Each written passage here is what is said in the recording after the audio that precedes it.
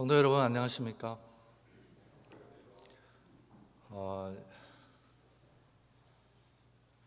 너무 좋은 음악입니다. 이 좋은 음악이 그 메아리 치게 하려면 더 길게 메아리 치게 하려면은 그것이 메아리 칠 수 있도록 항상 시공간을 허락해야 됩니다.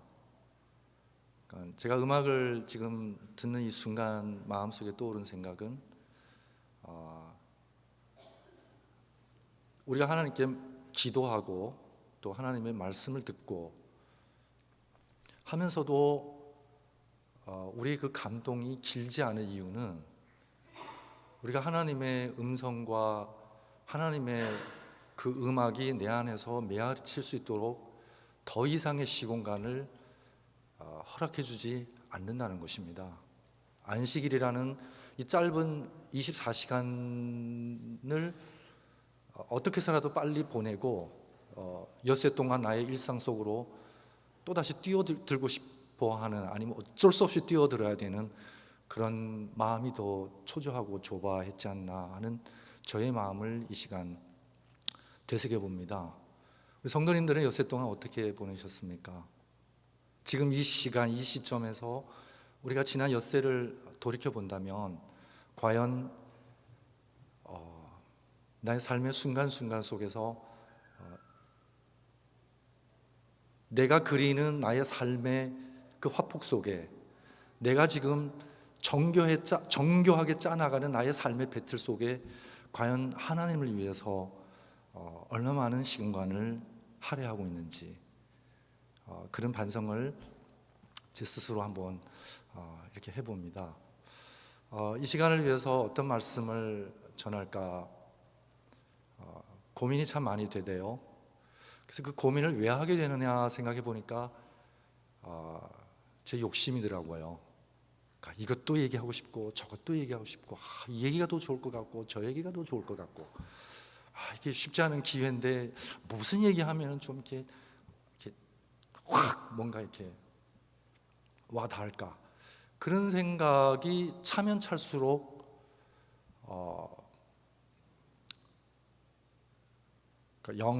영감은 오히려 사라지는 것 같았습니다. 그래서 오늘 아침에 기도하는데 그런 음성이 들리더라고요. 네가 얘기하냐? 네가 얘기하냐? 네 얘기할 거니? 그 얘기가 들리는 거예요. 그래서 아차, 내가 지금 큰 실수를 하고 있는 거구나. 내가 할 수 있는 것은 오로지 비우는 거였어요. 그리고 그분의 말씀이 내 안에서 메아리 쳐 나올 수 있는 그 빔을 예비해야 되는데, 오히려 저는 제 안에서 뭔가 저를 만족해 하고 회중을 만족해 하고자 하는 것을 제 안에서 뽑아내려고 했던 것이 저희 불안이었고 저희 고민이었던 것이 아닌가, 그런 생각을 하면서 갑자기 그 기도와 그런 음성을 느끼면서 마음에 참 평안이 깃들었습니다. 정말 평안이 깃들었어요. 근데 오후 때까지 뭘 설교해야 될지 떠오르지가 않습니다. 비우니까요.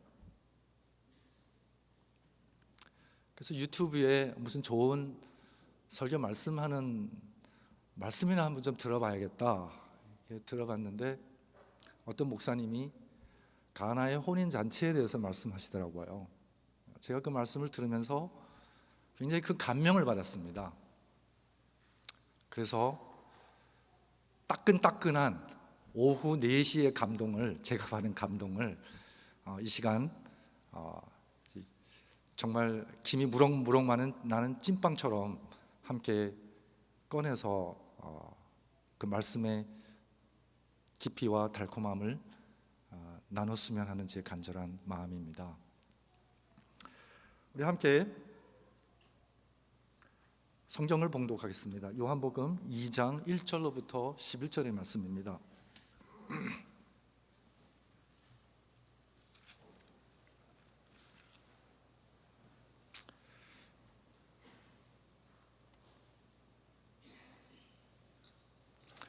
우리 성도님께서 너무 익히 아는, 너무 익히 잘 아시는 예수님께서 행하신 첫 기적입니다. 너무 익히 알기 때문에 우리가 더 이상 알아가지 않아도 되는 말씀일지도 모릅니다.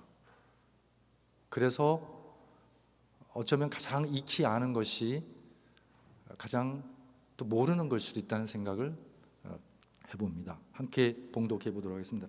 제가 중국어 성경을 갖고 있어서 여러분께서 한글 성경으로 함께 큰 소리로 한번 성경을 바른 자세로 한번 봉독해 보도록 하겠습니다.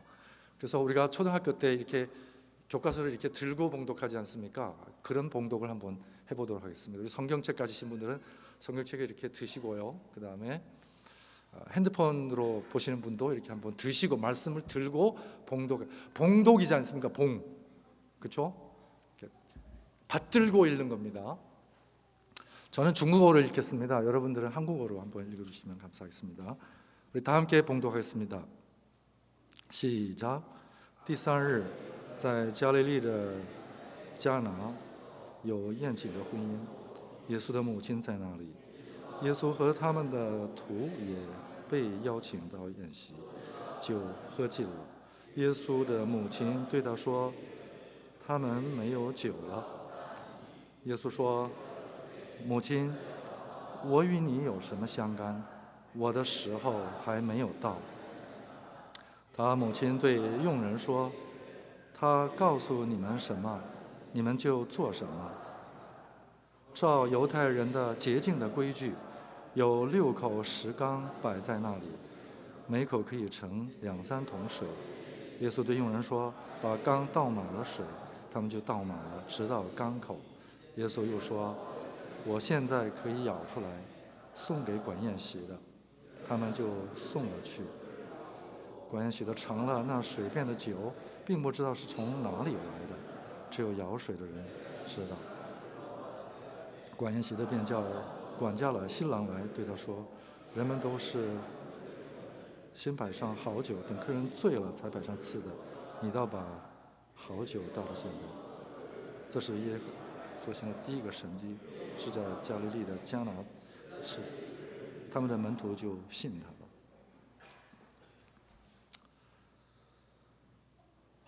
11절에 보면 예수께서 이 첫 표적을 갈릴리 가나에서 행하여 그 영광을 나타내심에 제자들이 그를 믿었다라고 얘기합니다. 만약 예수님께서 30세에 공생애를 시작했다면은 이 가나의 혼인 잔치는 예수님께서 자신을 제자들에게 그리고 또 주변에 있는 사람들에게 인지시키는 아마 좋은 기회이었을지도 모릅니다. 2장 1절에 보면 사흘째 되던 날 갈릴리 가나에 혼례가 있어 예수님의 어머님도 거기 계시고, 어떤 사연인지 잘 모릅니다. 어쩌면 먼 친척일 수도 있고 가까운 이웃일 수도 있습니다. 근데 마리아는 그 혼례에서 아마 혼주보다도 더 바삐 서둘면서 봉사했던 분이었던 것 같습니다. 예수님도 제자들과 함께 그 혼례에 초대받았습니다. 제자를 거느리고 그 혼례 자리에 온 예수님, 즉 자신의 아들을 바라보는 한 어머니의 마음은 어땠을까요? 아마 뿌듯했을 겁니다. 드디어 나의 아들 예수님이 이제 그분의 사역을 시작하누나. 그렇죠? 포도주가 떨어진지라. 여러분, 저희는 술을 안 마시지만 이 세상 사람들은요, 술 이퀄 흥입니다. 그렇죠? 그냥 맨정신 내는 흥이 날 수 없는 존재들이 됐습니다. 그래서 우리는 세상 사람들이 없으면 안 되는, 흥을 돋기 위해서 없으면 안 되는 술 없이 흥하려면 우리는 뭐가 있어야 되죠? 우리는 뭘로 흥하죠?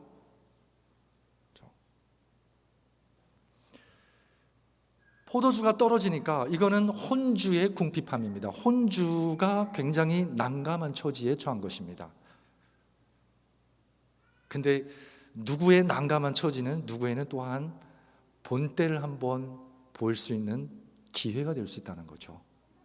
그래서 마리아는 사실은 마리아와도 상관없는 일이고 사실은 혼주가 고민해야 할 문제고, 마리아가 정말 혼주의 고민을 고민한다면 예수님께 찾아올 일도 아니고 혼주한테 찾아가서 이 상황을 얘기하고 해결책을 찾아야 할 상황일지도 모릅니다. 근데 마리아는 예수님께로 찾아옵니다.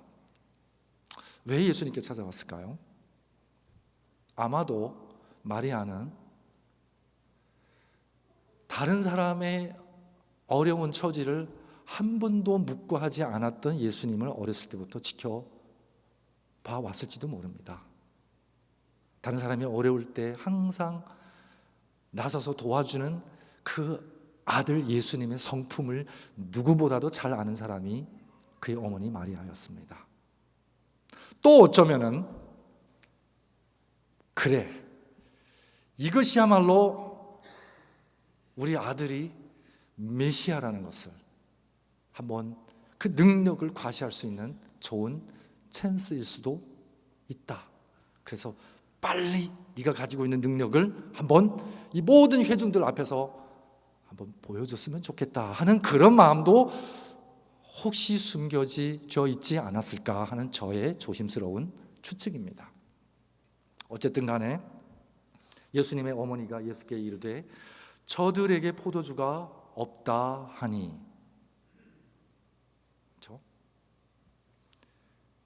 예수님의 대답은 약간 퉁명스럽습니다. 여자여, 나와 무슨 상관이 있나이까? 중국어 성경은 이렇게 번역하면 좀 동양 예의에 어긋나는 느낌이 들어서 모친으로 번역했더라고요.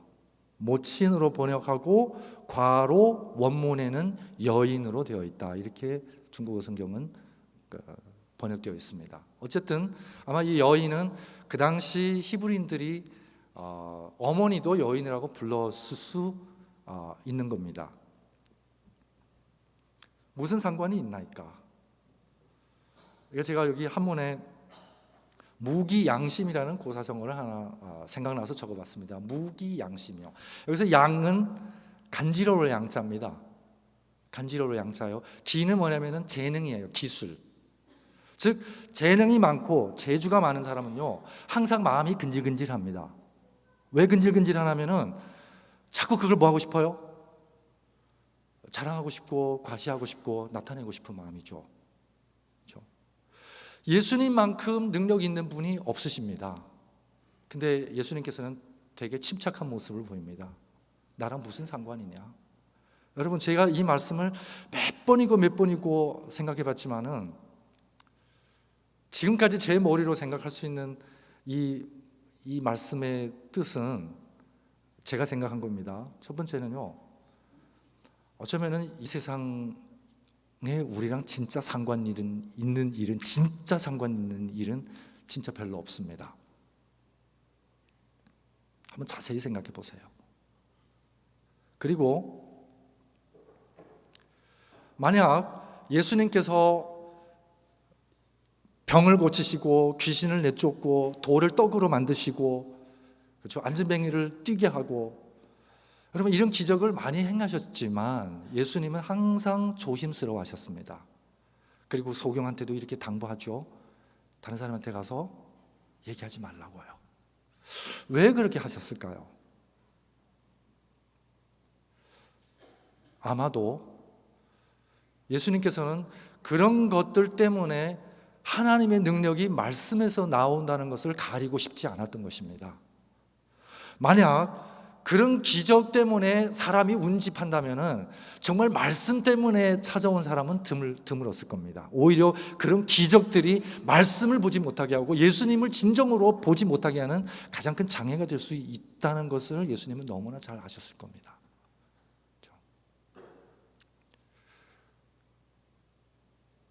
요즘 전도하기가 너무 힘듭니다. 그래서 우리가 이런 방법 저런 방법, 뭐 다양한 문화적 방법, 뭐 하여튼 다 동원해 보지만 거기서 거기입니다. 왜 그러냐면 정말 현대인들이 정말로 필요한 것이 사실은 시대 불문하고 그 불변의 필요는 우리 심령의 가난함입니다. 그렇죠? 이 심령의 가난함입니다. 아무리 세속화되고 아무리 포스트 모더니즘으로 가도 궁극적으로 인간의 필요에서 가장 궁핍한 것은 바로 이 영성의 부재입니다. 거기서 오는 허전이고 거기서 오는 존재의 상실입니다. 근데 그걸 메꿔줄 수 있는 것은 우리의 기술이 아니라는 거죠. 우리의 이벤트가 아니라는 것입니다. 정말 그것을 메꿔줄 수 있는 것은 하나님의 말씀입니다. 그렇죠? 그래서 그 말씀으로 우리 가운데 오신 분이 예수님이십니다.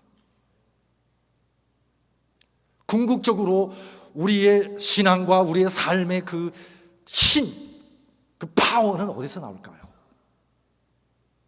저는 오로지 이 말씀이라고 생각합니다. 근데 왜 그 말씀이 힘으로 다가오지 않을까요? 저는 깊이 생각해 봅니다. 제가 목사로서, 학생을 가르치는 교사로서 과연 나의 목회가, 나의 이 교직이 정말 학생들의 삶을 바꾸는 데 보탬이 안 된다면, 오히려 그런 지식들이 우리의 존재와 우리의 삶을 더 버겁게 만든다면 과연 나는 제대로 하고 있는 것인가?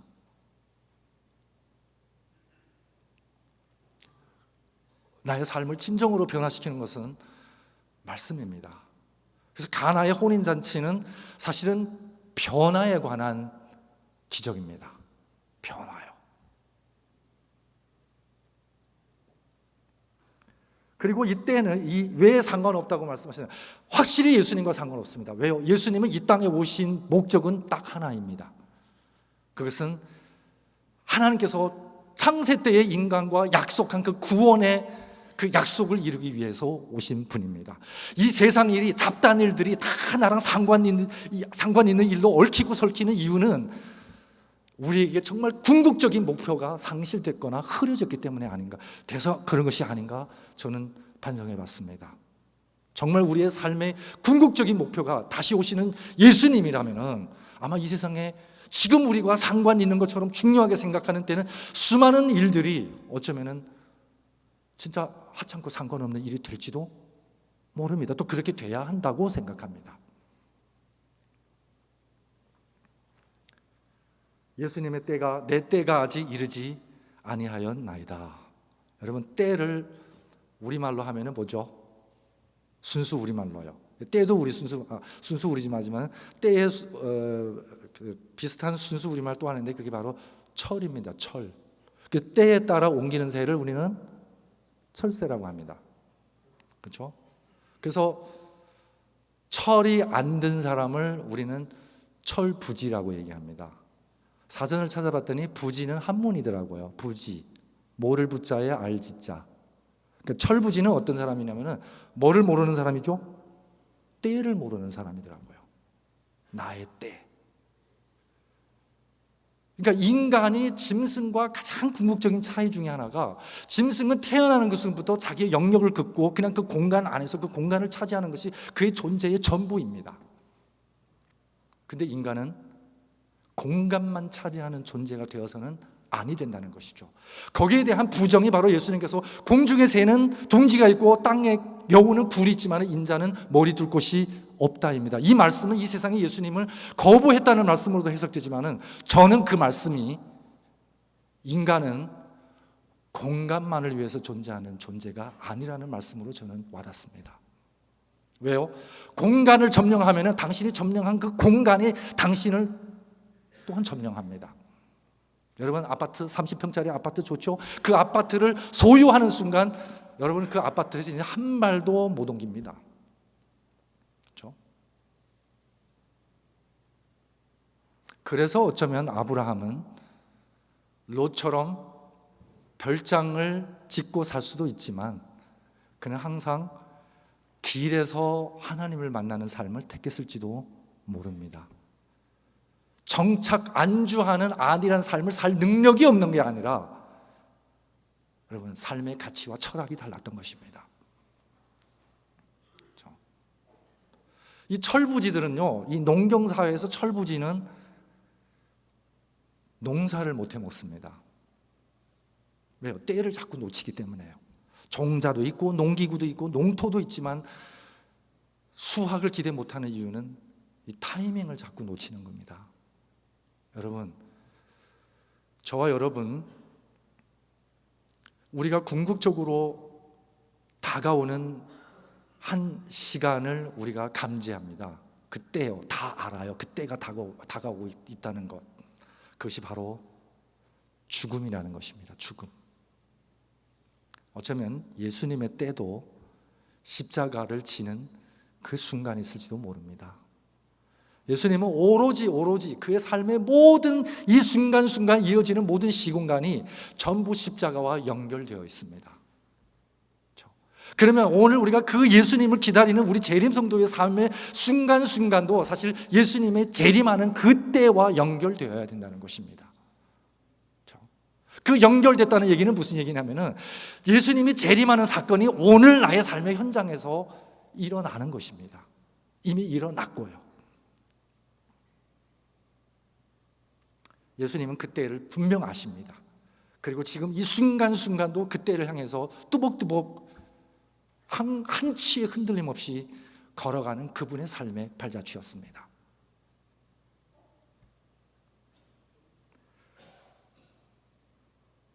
그의 어머니가 하인에게 이르되 너에게 무슨 말씀을 하시든지 그대로 하라 하니라. 조금 상식에서 이해가 납득이 조금 덜 되는 부분입니다. 여인이시여, 이 일이 나랑 무슨 상관이냐?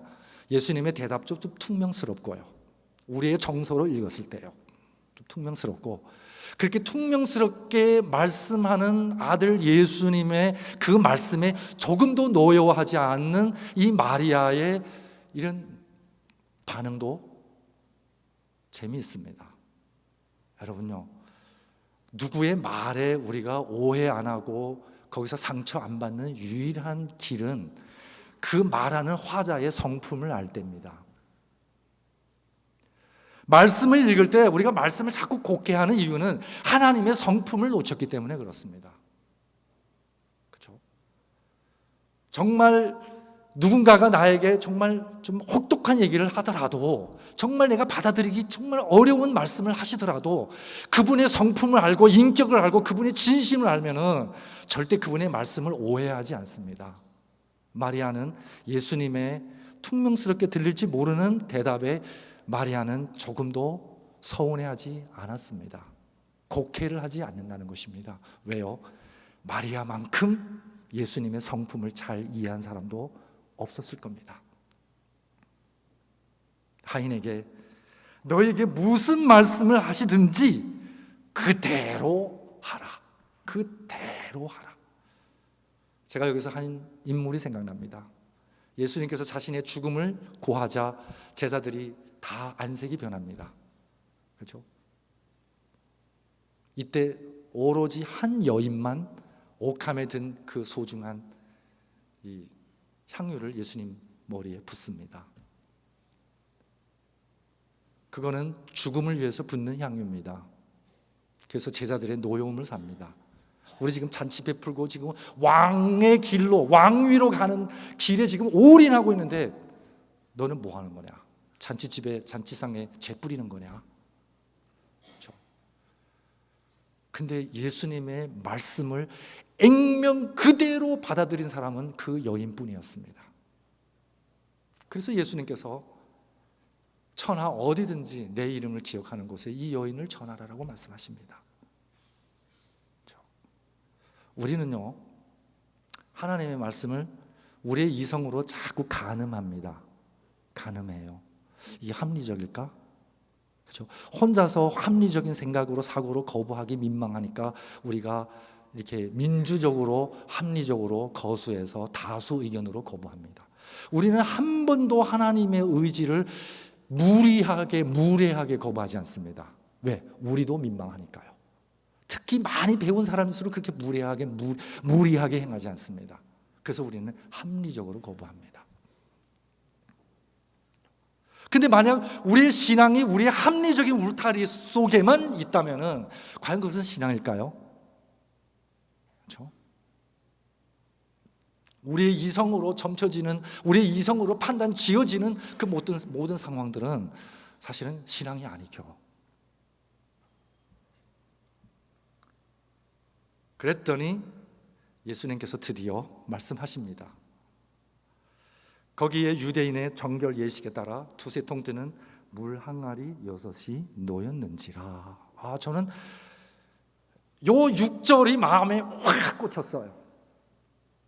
이 6절이 확 마음에 꽂혔어요.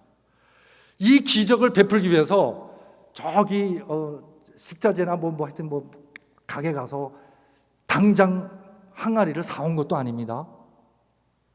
평소에 그냥 있는 그대로 있었던 일상입니다. 일상. 두 번째는 비어 있었다는 거죠. 비어 있었다는 것입니다. 여러분, 비어 있었기 때문에 모든 가능성을 연출할 수 있는 것입니다. 다시 말씀드립니다. 비어 있기 때문에 모든 가능성을 연출할 수 있습니다. 그렇죠? 그리고 이 6개의 항아리는 지금 이 예수님의 기적을 베풀기 위해서 당장 어디 가서 구해온 거 아닙니다. 빌려온 것 아닙니다. 그 자리에 항상 있었던 것이고, 그 항상 있었던 것은 일상이죠. 일상. 그리고 그 속에다 부은 것도 무슨 귀한 기름을 부라든지, 아니면 저기 어디 가서 기르온 그 우물에 물만 부어야 된다는, 아닙니다.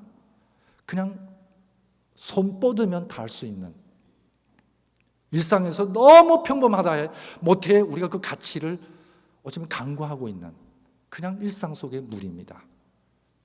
여러분, 일상, 하나님의 기적은 어디서 일어날까요?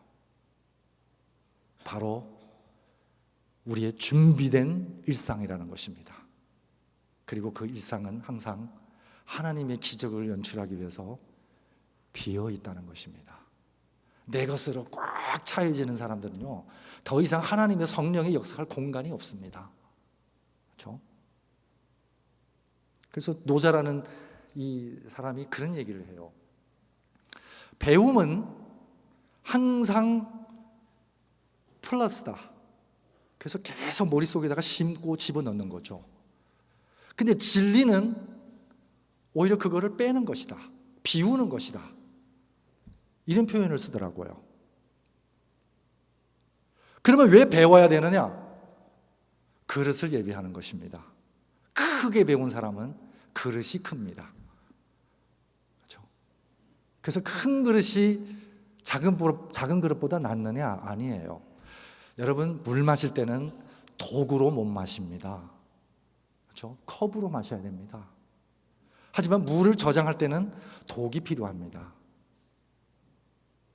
큰 것은 큰 것 나름의 쓰임이 있고, 작은 거는 작은 것 나름의 쓰임이 있는 것입니다.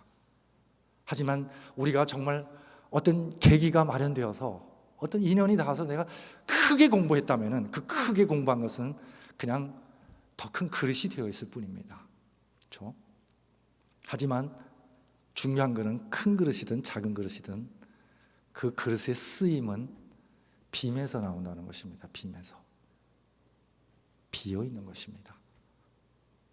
서두에 제가 말씀드렸습니다만, 오늘 어떤 말씀을 전할까 제가 고민하고 제 안에서 뽑아내려고 하니까 정말 이렇게 감동이 없었어요. 그렇죠? 두근두근거렸고. 근데 내 안의 것을 다 비워놓고 하나님의 음성이 이 시간 저 안에서 한번 메아리 쳐 울려 퍼져주세요 하고 비우니까 마음이 그렇게 편안할 수가 없습니다. 그리고 이 시간 저는 제가 무슨 얘기하는지 잘 몰라요. 정말 그렇습니다. 그렇죠? 예수께서 그들에게 이르시되 가라사대 항아리에 물을 채우라 하신즉 어디까지 채웠다고요? 아귀까지 채웠더라. 저는 이것을 충만이라고 합니다. 충만입니다. 여러분, 비어있는 그 항아리 속에 물을 대충 채운 게 아니라 가득 채웠어요. 기적이 발생했나요? 여러분, 기적은 언제 발생하냐면 떠서 가져다 줄 때 발생합니다. 저는 이 말씀을 명상하면서 저를 한 항아리로 생각해 봤습니다.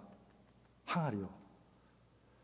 여러분, 제가 매일 말씀을 읽는 이 평범하다 못해 지극히 평범하게 물처럼 평범해 보이는 하나님의 말씀이 내 안에 이렇게 들어왔을 때에 그냥 항아리에 그대로 물이 들어왔으면 그냥 물이었을지도 모릅니다. 하지만 그 말씀이 내 안에서 충만하고 차오를 때에, 그리고 그것을 퍼서 누군가에게 나눠줄 때에, 그때 기적이 되는 것입니다.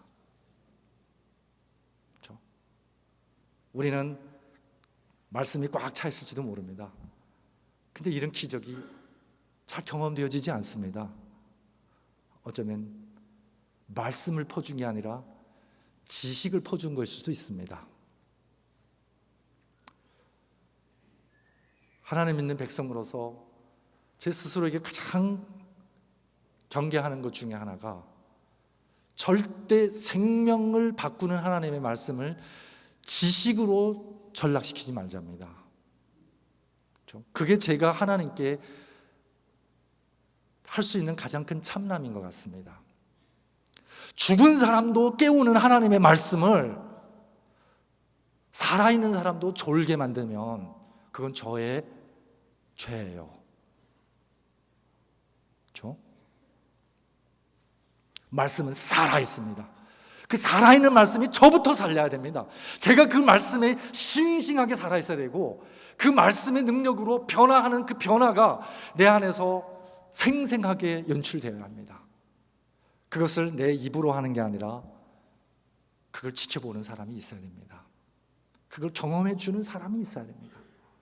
그게 연회장입니다. 그게 연회장입니다.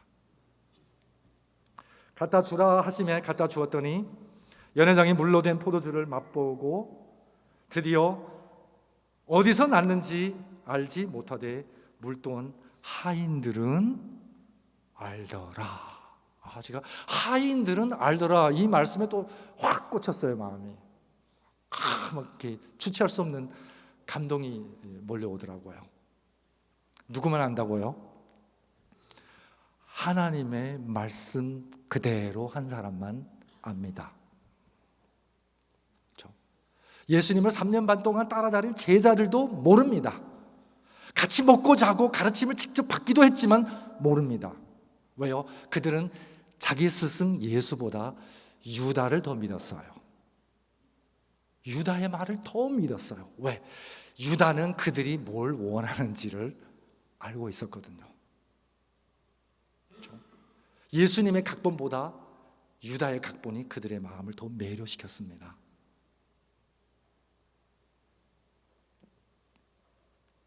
어디서 나는지 알지 못합니다. 여러분, 진정한 변화는요, 내가 아무리 간증하고 아무리 변화를 얘기해도 정말 하나님의 은혜로 하나님의 말씀으로 내가 직접 변화하기 전에는 모릅니다. 하지만 그 말씀, 왜 그렇게 되는지 원리는 모릅니다. 원리는 모릅니다. 하지만 원리는 모르지만은 내가 이성으로 다 깨닫지는 못하지만은 그 말씀을 있는 그대로 액면 그대로 옮겼을 때에 그는 압니다. 이 변화가 어디서 왔는지요.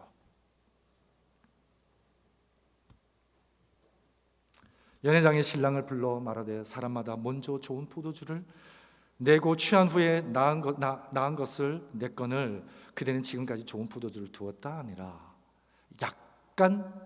약간의 좀 원망이 섞인 것 같아요.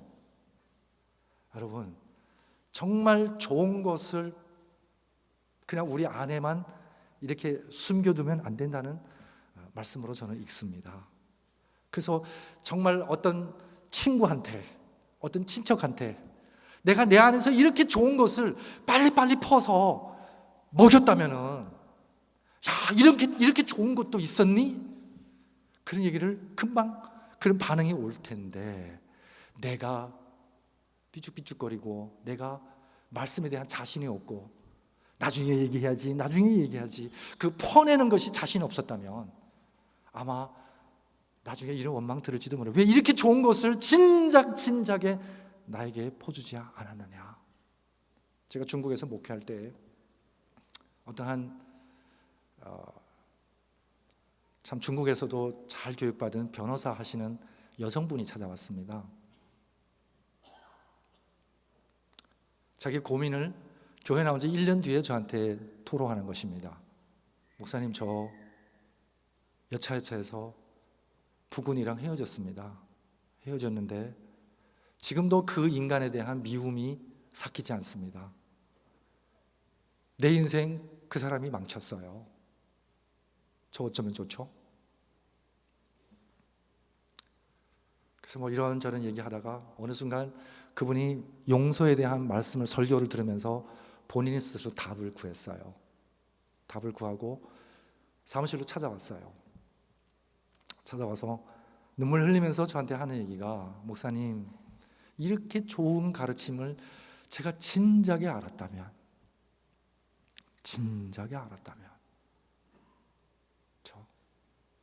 이분이 눈물 흘리면서 그런 고백을 하고 저한테 그런 얘기를 합니다. 저 남편 찾아가서 용서를 빌 거예요.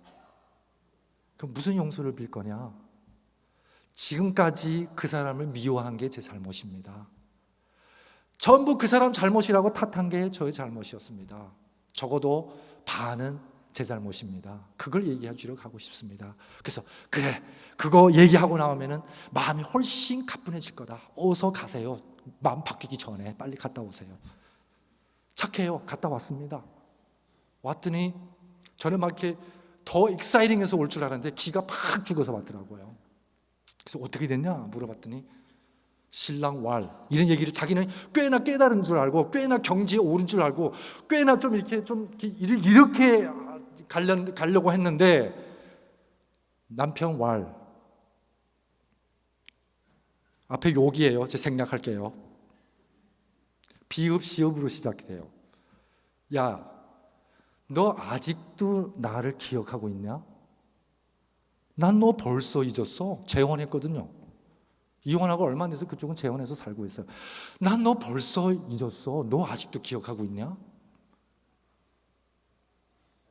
나를 정말 미워하는 방법은 나를 정말 벌 주고 싶으면 너도 가서 잘 살아봐라예요. 너도 가서 잘 살아봐라. 진짜 된통 맞고 넋 빠진 사람으로 돌아온 거예요. 목사님, 저는 내가 미워하면 그 사람이 괴로워할 줄 알았는데 그 미움 속에 정작 괴로운 사람은 저뿐이었어요. 저뿐이었습니다. 그래서 얻은 답이 뭔데요? 그랬더니 아주 의연한 표정으로 저한테 딱 한마디 하더라고요. 목사님, 저 이제부터 그 누구보다도 더 행복한 사람이 되겠습니다. 그래, 그게 하나님이 우리를 부르신 목적이다. 이분이 변호사 생활 한 2년 더 하다가 갑자기 사라졌어요. 그래서 어디 갔나 수소문했더니 자기 고향에 내려가서 전도인으로 구역반을 만들고 교회를 만들고 목회하고 있더라고요. 그래서 의아해서 전화했어요. 그동안 먹고 살 거 다 벌어놨니? 그랬더니 그게 아니래요. 그럼 왜 그러면 변호사 그만두고 하느냐? 변호사직은 그냥 시간 날 때 조금 아르바이트로 하고 있습니다. 제 주업은 하나님의 말씀을 전하는 것입니다. 그래요. 그래서 왜 그렇게 선택했냐? 그랬더니 이렇게 선택하고 이렇게 사니까 저는 지금 이 땅에서 이 하늘 천지사에 제가 제일 행복한 사람입니다. 그래서 제가 그러면 됐다. 그렇죠? 여러분, 이 변화야말로 모든 것을 답해줍니다. 모든 것을 답해줍니다. 그 어떤 설명도 필요 없습니다. 그렇죠? 과연 우리의 신앙 속에서, 우리의 삶 속에서 우리의 궁극적인 때는 우리는 알고 있습니다. 죽음은 우리가 사양할 수 없는 지금 이 순간, 지금 설교 듣는 이 순간에도 일어나고 있는 사건입니다. 그렇죠? 그래서 살아있는 게 더 치열합니다. 정말 치열해요. 저는 이 단상에 설 때마다 내가 하는 얘기인데요, 저는 오늘 이 하루가 너무 반갑고 너무 감사합니다. 그렇죠? 왜? 처음이고 마지막이니까. 그래서 이 처음이고 마지막인 하나밖에 없는 이 시공간을 제가 어찌 그냥 보내겠습니까? 서운해서요. 어찌 의미 없이 보내겠습니까? 무료해서요. 그걸 참을 수 없는 겁니다. 그 서운함과 그 무료함을 내가 스스로 참을 수 없어요. 그렇죠? 그게 저의 치열한 신앙입니다. 11절입니다. 예수께서 이 첫 표적을 갈릴리 가나에서 행하여 그 영광을 나타내심에 제자들이 그를 믿으니라. 여러분, 제자들도 예수님의 능력을 보는 그 순간 믿었습니다. 하지만 그건 제자들의 신앙이 아닙니다. 왜요? 제자들은 예수님을 믿은 게 아니라 예수님의 능력을 믿는 것입니다. 예수님 외에 그 무엇을 믿을 때에는 우리는 예수님과 아직 상거가 멉니다. 그렇죠? 우리는 성경을 통해서, 천년계를 통해서 예수님의 발자취를 찾습니다. 발자취가 아무리 고와도 우리는 발자취 붙들고 발자취 연구하는 사람이 아닙니다. 결국 그 발자취를 따라서 예수님을 쫓아가는 것입니다. 가는 것입니다. 머무는 것이 아닙니다. 길에서 매일매일 새로운 풍경을 만나는 삶입니다. 아무리 좋은 풍경도 삼육대학에 한 2년 정도 살아보니까 무뎌지더라고요. 처음에는 그냥 감격 그 자체였는데 이제는 그 감격도 조금씩 짜내야 생기더라고요. 그렇죠? 그래서 항상 깨어 있으라는 말씀이 저에게는 무엇을 의미하는지는 저는 조금씩 와닿습니다. 조금씩 와닿습니다. 여러분, 오늘 말씀 요약하겠습니다. 여러분, 우리는 그 준비된 항아리입니까?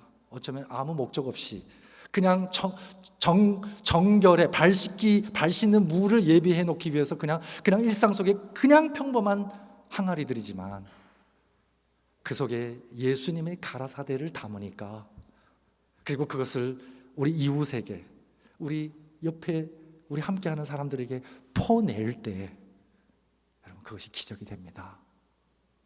저와 여러분 오늘 마신 물, 우리가 오늘 마신 물, 8컵의 물, 그 물도 우리 안에서 피가 되는 기적이 지금도 진행되고 있습니다. 그렇죠? 생명을 창조하신 그 가라사대의 하나님, 그 말씀이 물처럼 담백합니다. 하지만 없으면 안 됩니다.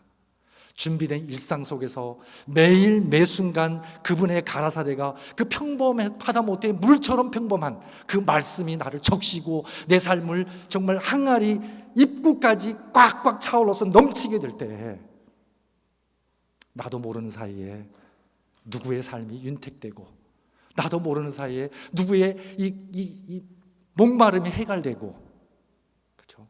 나도 모르는 사이에 누군가 이 좋은 것을 경험하고 어찌 지금에서 이 좋은 것을 나에게 주느냐. 그렇죠? 그런 우리의 삶이 되었으면 정말 좋겠다는 생각을 합니다. 마리아 참 대단합니다. 예수님이 뭐라 말씀하셔도 내가 당장 그 말씀이 이해 안 되더라도 그대로 하라고 말씀을 전하는 사람. 그 하인들도 정말 대단합니다. 왜 이렇게 해야 되는지 묻지도 않고 알려고 하지도 않습니다. 그냥 했습니다. 그랬더니 그들은 이게 어떻게 된 건지 아는 존재가 됩니다. 삶의 변화, 가장 평범한 것이 가장 평범하지 않는 거로 변화되는 그 삶, 그것은 오로지 그분이 하신 그 말씀 그대로 할 때입니다.